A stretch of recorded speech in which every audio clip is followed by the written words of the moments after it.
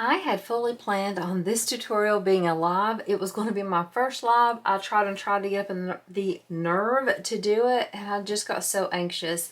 I'm just terrified to do a live. So I said, forget it. I give up. I'm not going to do it. I'm just going to do a tutorial like I planned and go on with it. So today I'm doing a charity sew. I'm sewing up some coin pouches for my local Fix-It Clinic. I don't know if you guys have a Fix-It Clinic, but what it is it's just an organization that provides low or cost-free spays and neuters for animals in our community. They do both stray animals and animals that are owned by people. Wonderful hard workers, and I just want to give something back to them. So I am making all the workers there coin pouches just as a little thank you. I got this print from Brittany from the Emporium. So the Emporium is running a book round pre-order right now. This print I thought would be perfect. It is so cute and so happy and cheerful. I think it'll just make a really cute coin pouch, and I'm so excited to sew these up and be able to give back to my community, especially to people who give so much to a cause that I really care about. For my coin pouches, I am using a free pattern. This is from Sewing Seeds of Love. I will have the information about how to get that pattern for free in my description, but I'm not doing the full tutorial for that pattern. The designer has a full tutorial for that pattern, and she shows you exactly how she sews it. I'm just doing a very, very loose version of that. I am basically only using the pattern template for the exterior, and I'm just kind of doing my own thing. I've made hundreds of these coin pouches. It is one of my best sellers at shows. Typically, if I only have a few small pieces of scraps left after I sew up a bag with the fabric, I will immediately see if it can be cut into those coin pouches. If it can, great, I'll go ahead and cut them. If it's too small to be cut, I toss it. That's how I kind of can tell if I should keep a scrap or not, is if I can make a coin pouch out of it. There is not templates for this coin pouch, and I wish there was, but there's not. I know a lot of people will buy the plastic cutting mats from the Dollar Tree. I don't do that. I'll tell you what I actually do. I think we've all bought vinyl, took a risk on a new company or something, and we hated the vinyl, or it was too stiff and just can't be used. And so what I do with vinyl that is too stiff, or I just don't like it, or I don't have a lot of it left, is I use it for templates. So I cut it out according to the pattern. I get the paper pattern, trace it on here, cut it out. I glue mine. You could see that I probably need to go around this with stitches because it is coming unglued over years of use, but I do it this way, and then I can just use my rotary cutter, or you could trace it on and cut it, whatever your preference is. But if you have some vinyl that you don't like, or vinyl that's too stiff or thick for you to kind of use in the sewing room on a regular basis, try that. Sew or glue the two layers together and then make your templates out of that. I feel like it's an economical way. You don't feel as guilty buying stuff and just keeping in your sewing room, and some economical way to make templates. So what I'm going to do now is I'm going to go off camera. I'm going to use my template here to cut out a bunch of these out of this material. I'll probably use up all of this material making the coin pouches. I am going to grab some zipper tape, get it prepped, and I'll probably add some tags just to make these even more cute. And I think I have enough wristlet bracelets to use for wristlets with this as well. So I'm just going to go through my stash, pull everything together, and I'll come back and show you how I sew up this really cute coin pouch to make a great gift for my community. I have been prepping. I've got everything ready. I am making 10 pouches. That's how many staff members are at this location. And I'm going to just slowly start going through everything. When you're doing batch sewing like this, you can choose which way you want to do it. If you want to work on one at a time, or if you want to do the same thing all at once. I typically do the same thing all at once. What that means is that I'll start with these zipper tabs. I'll sew each zipper tab on, and then put it back on its pile, and just slowly start making my way through all the steps. Like I said, I'm using the pattern piece from the Sakura coin pouch, but that's really basically all I'm doing. I'm sewing the zipper completely different than the way she says. I'm just doing a traditional zipper pouch. She gives a really cool technique on hers. Definitely go check it out if you haven't already. It's unique. It's just that this one's going to be a little bit quicker and easier for me, and so I'm doing it this way. But definitely check out that pouch, her video. She has a video on it herself that goes over everything, and the pattern, of course, is very well written. So the first thing I'm going to do is sew up all of my zipper tabs. I have the ends folded under 90 degrees. I have a zipper tab on each end. I'm just going to sew across here 1/8 of an inch. I'll show you one on camera, and then I'll cut and do the rest of these off camera, and I'll also trim down each zipper tab.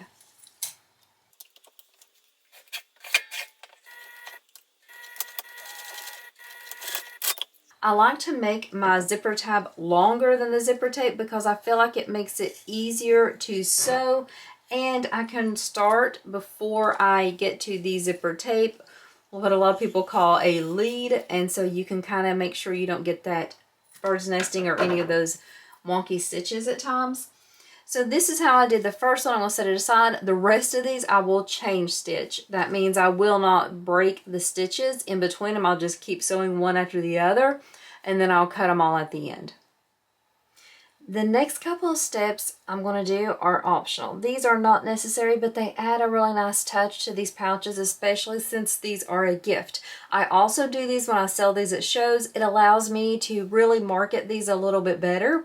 So consider adding some extras onto your pouch. Just make sure you charge accordingly if you do try to sell them. If it's a gift, just know that you're doing a nice gesture for somebody, and they'll definitely love the extra touch you put on it. So for the first thing is I have these, they're actually hair ties. You can buy them on Amazon, and it's actually a hair tie. I also have these, I don't even know what they're called, these hooks that I also got on Amazon. And it's like a key ring. So you open it up like a key ring, and then you slip the hairband on. I will use the hook to hook it onto the zipper pull. There is a hole in the zipper pull. In case you didn't realize, my hardware's not all the same color. I just didn't have it. I wasn't going to make a purchase. I am doing this just as a kind gesture, and I just didn't have the stuff.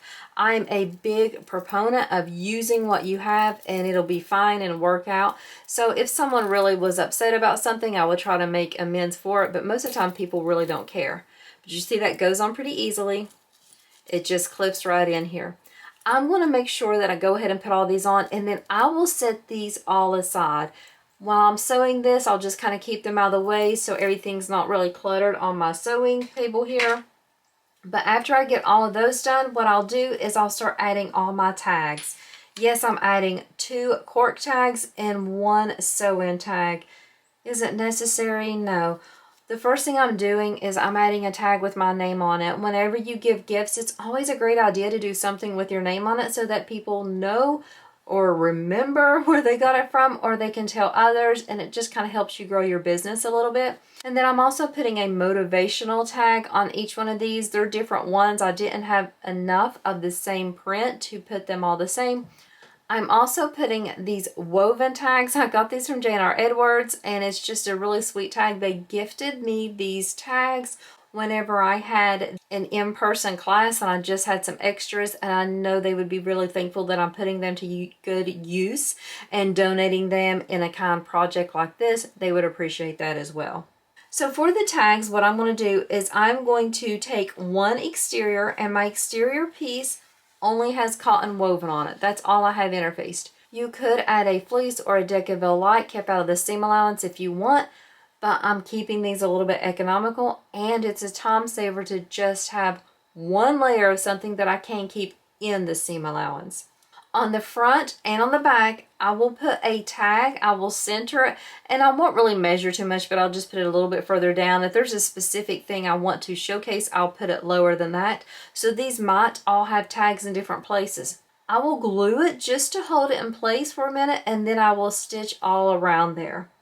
I will do this on the front and on the back.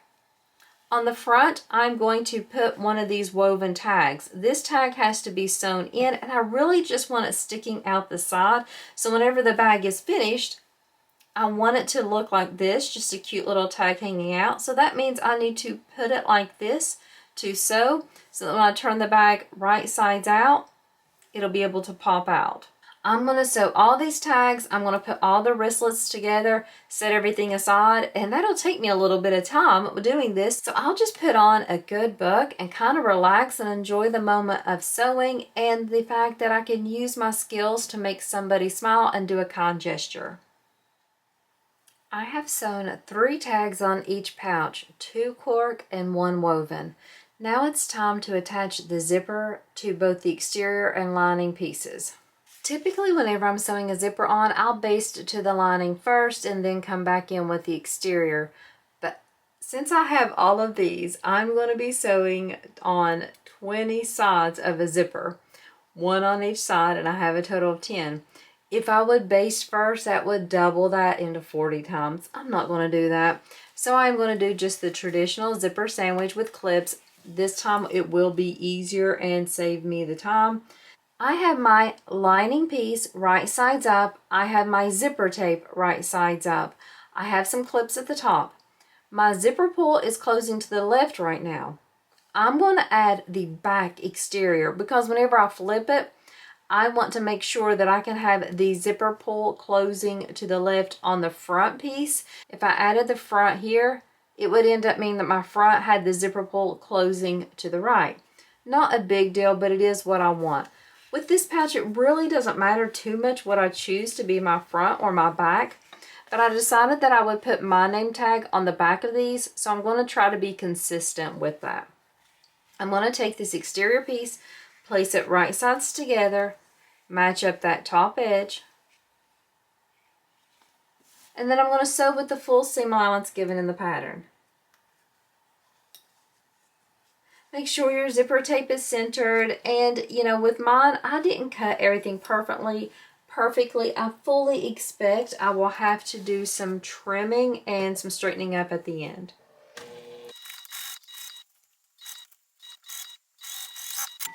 Once you have the exterior and the lining attached, go ahead and fold them so that they are wrong sides together. And then I'm just going to top stitch from zipper tab to the zipper opening. My top stitching will just be in between those 2 pieces. If you're someone who prefers to top stitch with the exterior only and not the lining, you could do that as well. The first side is done, and you can see the zipper pull is closing to the right, so whenever I attach it to the other side with the front, it'll be closing to the left, which is the way I prefer. I'm going to sew up all of these, so whenever I come back, I'll have my exterior and my lining both sewn together and top stitched on all 10 pouches.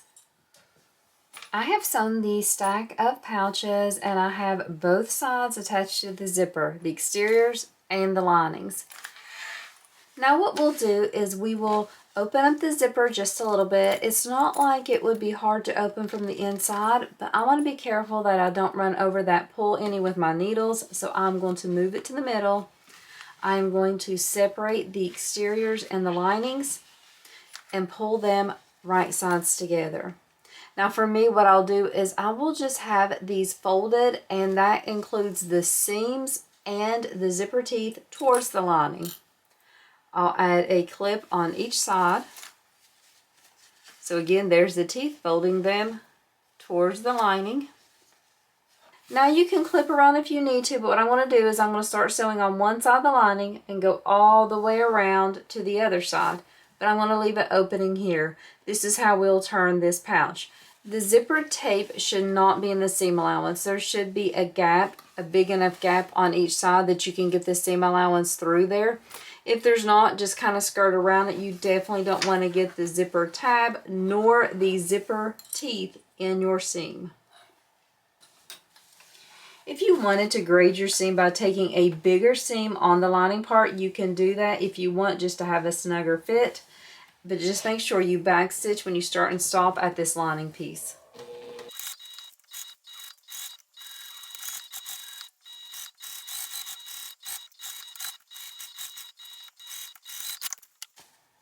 I'm just going to trim down a little bit of the seam on the lining only. I did choose to take a bigger seam allowance there. Now what I'm just going to do is I'm going to take my time and turn this pouch right sides out through the opening in the lining.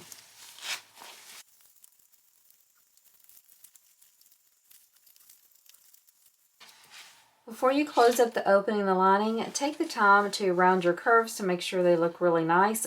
I'll definitely be ironing these, but I always take the time to kind of smooth out the curves a little before I close up my opening.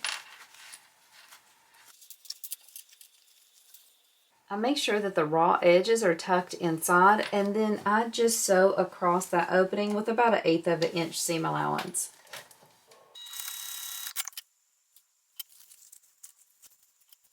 My first coin pouch is done. I'm going to iron this and get everything all smooth and pressed out, but then I'm also going to sew up all the others. I'll come back to show you how everything looks once I finish them all up. I have finished all of my adorable pouches. These are so cute. I love the way they came together. We'll just peek inside. Opens really nice. This is one of my best sellers at craft shows, but for these I am donating them to the people that help in my community, help take care of spaying and neutering animals at a very low or free cost. This is just a thank you gift to them. I will have the information for the pattern and this print. This fabric is part of the book round pre-order from the Emporium. It is going on right now, but it does close on Tuesday, so get those orders in. She has a lot of great prints. And today in your sewing room, I hope that you're able to use your skills to just sew something that shows someone else that you care about them, appreciate them, and are thankful for them. Thanks so much for watching another one of my tutorials, and I hope you have an amazing day.